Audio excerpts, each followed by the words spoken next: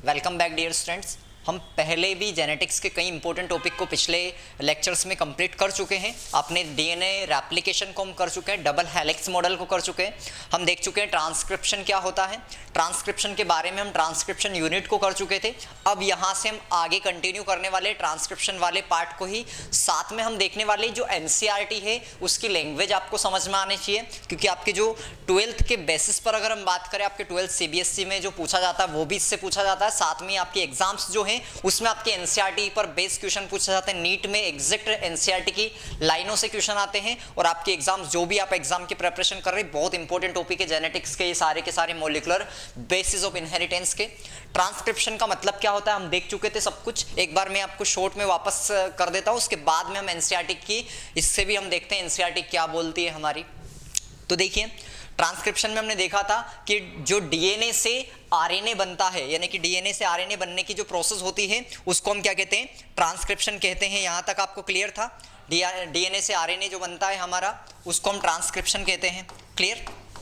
DNA से RNA का बनना हमारा ट्रांसक्रिप्शन कहलाता है। ये आरएनए जो बनता है, अभी 3 तरीके के आरएनए होते हैं, आपको पता है। एक होता है टीआरएनए यानी कि ट्रांसफर आरएनए होता है, एक होता है एमआरएनए यानी कि मैसेंजर आरएनए होता है, और एक होता है आपका आरआरएनए यानी कि राइबोसोमल आरएनए होता है। तो 3 तरीके के आरएनए होते हैं, एक होता है आपका टीआरएनए, एक होता है आपका एमआरएनए और एक होता है आरआरएनए। तीनों के काम जो है वो भी अलग अलग है आरएनए के। जो ट्रांसफर आरएनए है उसका काम क्या है? उसका मेन काम है एज ए अडाप्टर मोलिक्यूल, यानी कि एक तो आपको जो कोडोन्स मिलते हैं यानी कि जेनेटिक कोड जो मिलता है उसको रीड करने का काम होता है, और साथ में ही ये अमीनो एसिड्स को अडाप्टिंग करने का काम करता है। एमआरएनए जो होता है ये टेम्पलेट प्रोवाइड करने का काम करता है, जो डीएनए से इंफॉर्मेशन लेकर आता है उसको।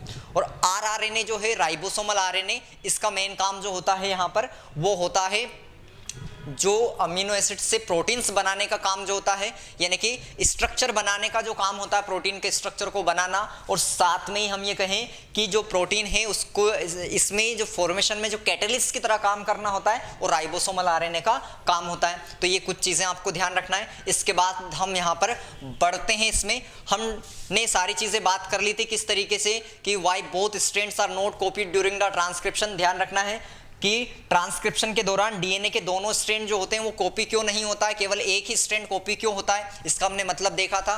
2 इंपॉर्टेंट यहाँ पर हमने आंसर इसके देखे। तो देखिए इसमें एनसीईआरटी में क्या लिखा हुआ वो भी देख ले। पहला इसका रीजन क्या है, if both strand act as template, अगर दोनों ही स्ट्रैंड टेम्पलेट की तरह काम करने लग गए, they would code for RNA molecule with different sequences, यानी कि वो अलग अलग सीक्वेंसेस से क्या करेंगे, आरएनए मॉलिक्यूल की तरह टेम्पलेट की तरह काम करने लग जाएंगे। और यानी कि and in turn if they code for protein, और अगर वो प्रोटीन के लिए कोड करेंगे तो ऐसे में क्या होगा, the sequence of amino acid in the proteins would be different, यानी कि प्रोटीन्स के अंदर जो अमीनो एसिड का सीक्वेंस होगा वो अलग अलग होगा। और ऐसे में hence one segment of the DNA would be coding for 2 different protein, यानी कि हम क्या कहेंगे कि एक ही सेगमेंट जो है वो डीएनए का, कि एक ही सेगमेंट में आपके दोनों टेम्पलेट की तरह काम कर रहे हैं, तो ऐसे में एक ही सेगमेंट जो होगा वो डीएनए का वो क्या करेगा, 2 अलग अलग प्रोटीन के लिए कोडिंग करने का काम करेगा। And this would complicate the genetic information transfer machinery, हो जिस वजह से हमारी जेनेटिक इंफॉर्मेशन जो है वो ज़्यादा कॉम्प्लिकेटेड हो जाएगी। दूसरा रीज़न क्या है, सेकेंड रीज़न क्या है, the 2 RNA molecule if produced simultaneously would be complementary to each other, और दोनों जो आरएनए बनेंगे, अगर हमारे 2 टेम्पलेट्स से आपके 2 आरएनए का बनने लगा, अगर आरएनए जो बनेगा वो अगर डबल हेलिक्स बनने लग गया, this would prevent RNA from being translated into protein, और इसकी वजह से सही तरीके से जो आरएनए होगा, डबल हेलिक्स अगर होगा तो क्या नहीं हो बन पाएगा, प्रोटीन नहीं बना पाएगा, क्योंकि वापस सारी चीज़ें करनी पड़ेगी, उसको भी खोलना पड़ेगा। आरएनए भी उतनी तरीके से वो तेज़ी से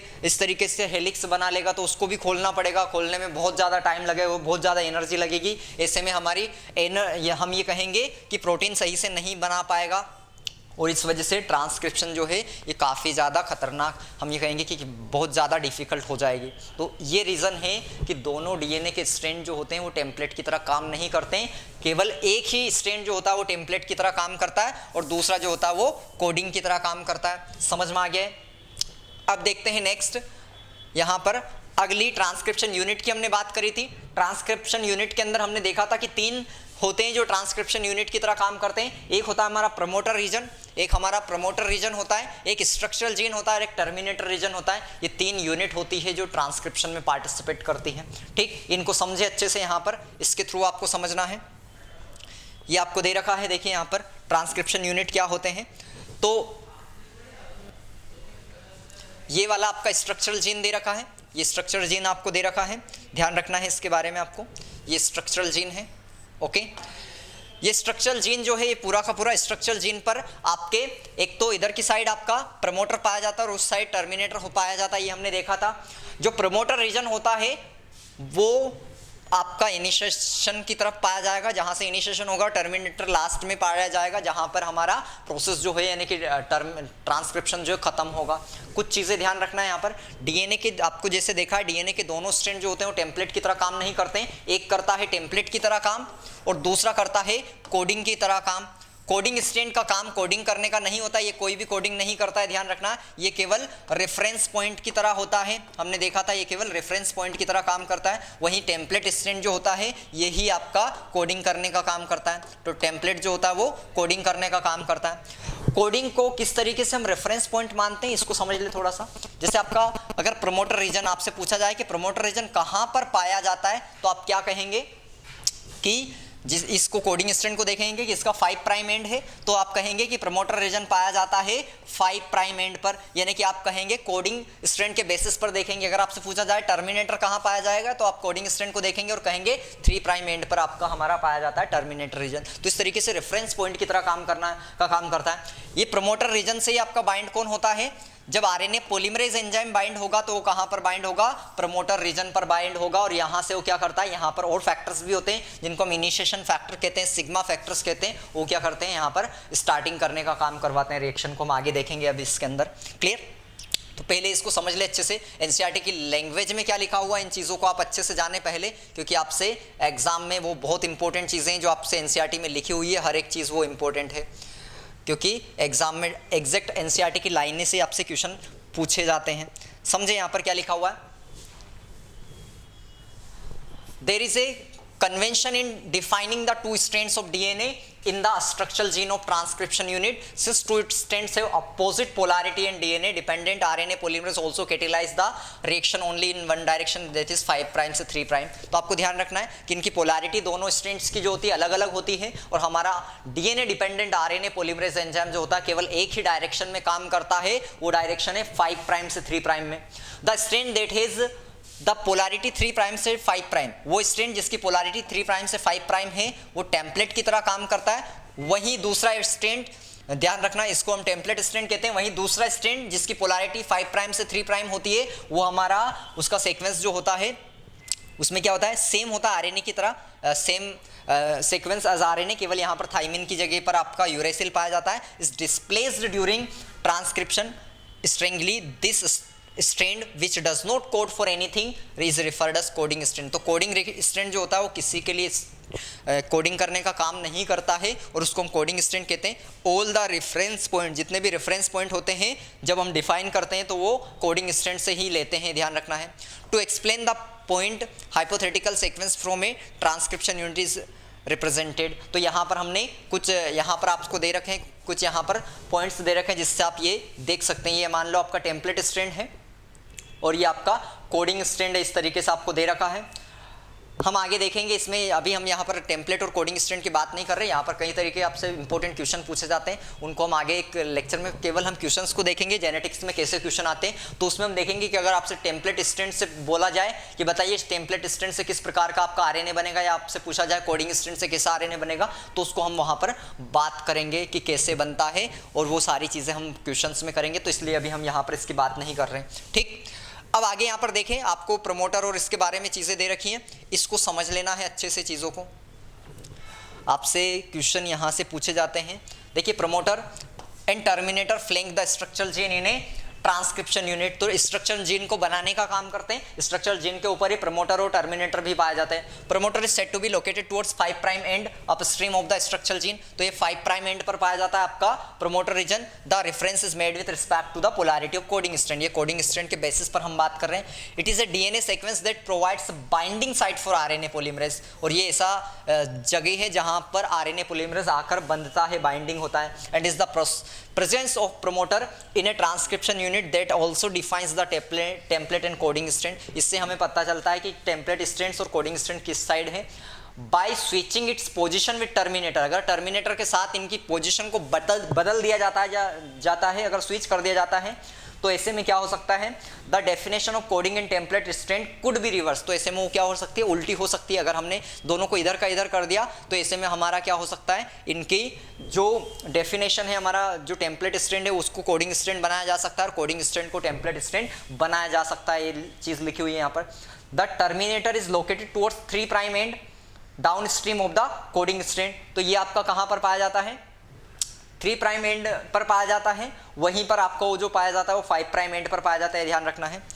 clear. And usually define the end of the process of transcription, और हम ये कहते हैं कि ये प्रोसेस ऑफ ट्रांसक्रिप्शन का एंड माना जाता है। There are additional regulatory sequences that may be represent further upstream downstream to the promoter. Some of the properties of this sequences shall be discussed while dealing with the regulation of gene expression. तो ये कुछ चीज़ों का आपको ध्यान रखना है students. Okay, आगे समझ में क्या होता है, स्ट्रक्चरल जीन क्या होता है, इसके बारे में हमने यहाँ पर बात करी है। आपको एनसीईआरटी की लैंग्वेज समझ में आ गई होगी, इसको 1-2 बार जरूर पढ़ें आप सारे, क्योंकि एनसीईआरटी में हर बार नई चीज़ आपको देखने को मिलेगी। Gene is defined as the functional unit of inheritance. आपको पता है कि जीन जो है वो इनहेरिटेंस की फंक्शनल यूनिट होती है, यानी कि इसकी वजह से हम ये कहते हैं, हमें पता है क्रोमोसोम्स को हम क्या कहते हैं, क्रोमोसोम्स को वेहिकल कहते हैं हेरिडिटी या इनहेरिटेंस का। वहीं पर जीन जो होते हैं उनको हम क्या कहते हैं, यूनिट कहते हैं हेरिडिटी की या इनहेरिटेंस की। तो there is no ambiguity that genes are located on the DNA. आपको क्या इसमें कोई संदेह है, एम्बिग्यूटी है कि डीएनए के ऊपर जीन्स पाए जाते हैं, but it is difficult to literally define an gene in terms of DNA sequence. पर फिर भी ये डिफिकल्ट है कि डीएनए के सीक्वेंस में इसको कैसे डिफाइन किया जाए। समझना है कि एक इंपॉर्टेंट चीज है यहाँ पर, the DNA sequence coding for tRNA और RNA molecule also define gene. कोई भी डीएनए का सीक्वेंस जो टीआरएनए या आरएनए के लिए क्या करता है, कोडिंग का काम करता है, उसको भी हम जीन ही कहते हैं। However by defining a cistron as a segment of DNA coding for a polypeptide, the structural gene in a transcription unit could be said as monocistronic. अगर हम क्या करें, अगर कोई भी कोडिंग वाला पार्ट है डीएनए का, उसको हम सिस्टोन कह दें, तो इसके बेसिस पर हम क्या कर सकते हैं, जीन को डिफाइन कर सकते हैं, जिसे आपको दे रखा है। अच्छे से समझना इस वाले पार्ट को, आपको बहुत इंपॉर्टेंट है। हमने एक बार देखा है इसको, पर वापस एक बार और एनसीईआरटी की लैंग्वेज में भी जरूर देखें आप। क्या लिखा हुआ है एनसीईआरटी के अंदर, क्या लिखा हुआ है कि मोनोसिस्टोनिक जीन्स क्या होते हैं। मोनोसिस्टोनिक यानी कि mostly in eukaryote monocistronic gene पाए जाते हैं यूकैरियोट के अंदर, जबकि पॉलीसिस्टोनिक जीन्स पाए जाते हैं बैक्टीरिया प्रोकैरियोट के अंदर। तो पहली चीज तो ये ध्यान रखना है कि मोनोसिस्टोनिक जीन्स का मतलब है एक तरीके के प्रोटीन्स के लिए कोडिंग करना। एक जीन जो होता है एक प्रकार के प्रोटीन्स का फॉर्मेशन करता है, वहीं पर पॉलीसिस्टोनिक का मतलब है कि एक प्रकार के जीन से कई तरीके के प्रोटीन्स का फॉर्मेशन हो सकता है, ये प्रोकैरियोट के। तो मोनोसिस्टोनिक यूकैरियोट के अंदर और बैक्टीरिया या प्रोकैरियोट के अंदर पॉलीसिस्टोनिक जीन्स होते हैं। In eukaryote the monocistron structural genes have interrupted coding sequences.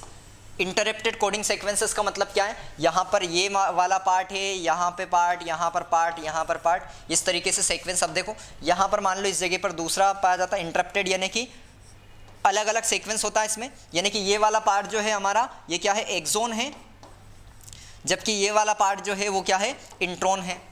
ठीक, तो यानी कि यहाँ पर क्या होता है, इंटरप्टेड सीक्वेंसेस होता है। इसका मतलब क्या, स्प्लिट अरेंजमेंट होता है, यानी कि interrupted coding sequence. The genes in eukaryote are split gene. Genes कैसे होते हैं, स्प्लिट जीन होते हैं, ध्यान रखना है। द कोडिंग सीक्वेंस और expressed sequences are defined as exon. जो कोडिंग सीक्वेंस है या एक्सप्रेस्ड सीक्वेंस है उनको हम क्या कहते हैं, एक्सोन कहते हैं। ध्यान रख लेना अच्छे से, कोडिंग सीक्वेंस को हम एक्सोन्स कहते हैं, जबकि exon are said to be दो sequences that appear in the mature processed RNA.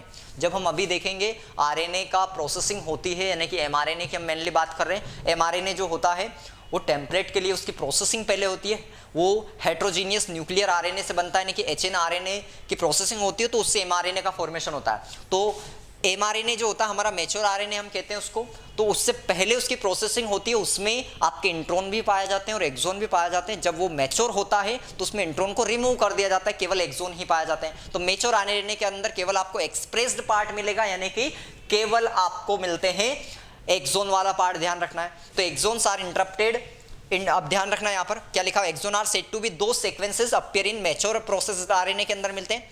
Axon are interrupted by intron, introns are intervening sequence do not appear in mature और प्रोसेस्ड आरएनए। तो mature RNA या processed RNA के अंदर जिसकी processing हो चुकी है उसके अंदर आपको क्या नहीं मिलेंगे, यहां पर इंट्रॉन नहीं मिलते हैं। अच्छे से याद रखना, ये छोटी छोटी चीजें हैं जो एग्जाम में आपको परेशान करती हैं और यहां से अच्छे से समझ ले इसको। इंट्रॉन्स और intervening sequences do not appear in mature और प्रोसेस्ड आरएनए। ध्यान है, द स्प्लिट जीन, अब याद रखना इसके बारे में, the split gene arrangement further complicate the definition of gene in terms of DNA segment. और ये जो स्प्लिट जीन अरेंजमेंट है इसकी वजह से क्या हो जाती है, हम जो जीन की डेफिनेशन दे रहे थे, हम कह रहे थे कि जीन की डेफिनेशन हम सिस्टोन के बेसिस पर दे सकते हैं, वो थोड़ी और कॉम्प्लिकेटेड हो जाती है, क्योंकि जो सिस्टोन है वो भी मोनोसिस्टोनिक होते हैं और मोनोसिस्टोनिक जीन्स कैसे होते हैं, स्प्लिट जीन होते हैं, यानी कि वहां पर भी ऐसा पार्ट है जो एक्सप्रेस करता है और नहीं एक्सप्रेस करता है। तो इस वजह से इससे थोड़ी सी और कॉम्प्लिकेशन इसको डिफाइन करने में हो जाती है। ये लिखा हुआ है यहाँ पर। अगला देखिए क्या लिखा हो रहा है, inheritance of a character is also affected by promoter and regulatory sequences of a structural gene। तो प्रोमोटर रीजन जो होता है और रेगुलेटर रीजन है उससे भी इसका क्या होता है, इनहेरिटेंस के कैरेक्टर अफेक्ट होते हैं।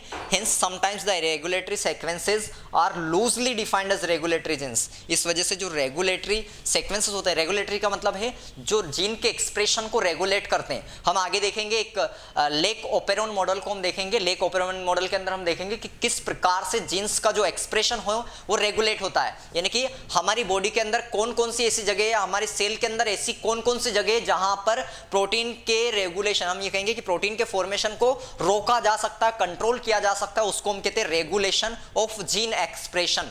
तो उसको हम देखेंगे, हम ये देखेंगे प्रोकैरियोट के अंदर वो कौन से पार्ट है जहां पर जीन के रेगुलेशन किया जा सकता है, यानी कि कहां पे प्रोटीन का फॉर्मेशन जो है वो कंट्रोल किया जा सकता है, या फिर यूकैरियोट में कहां किया जा सकता है, उसको हम कहते हैं रेगुलेशन। क्लियर, ये चीज ध्यान रखना है। Hence sometimes the regulatory sequences are loosely defined as regulatory genes, और इस वजह से हम इनको ही क्या कहते हैं, रेगुलेटरी जीन्स कहते हैं। इवन तो this sequences do not code for any RNA और प्रोटीन। हालांकि रेगुलेटरी पार्ट जो होता है, रेगुलेटरी जीन जो होते हैं, ये किसी के लिए कोई कोडिंग करने का काम नहीं करते हैं, केवल रेगुलेशन का काम करवाते हैं।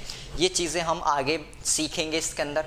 तो यहाँ पर हमने इस वाले पार्ट के अंदर पूरा देखा कि ट्रांसक्रिप्शन यूनिट क्या होती है, किस तरीके से ट्रांसक्रिप्शन यूनिट से, यानी कि हमने देखा कोडिंग सीक्वेंस क्या होती है, कोडिंग स्ट्रैंड क्या होता है, टेम्पलेट स्ट्रैंड क्या होता है, प्रमोटर क्या होता है, टर्मिनेटर रीजन क्या होता है, ये हमने चीज़ें यहाँ पर सीखी हैं।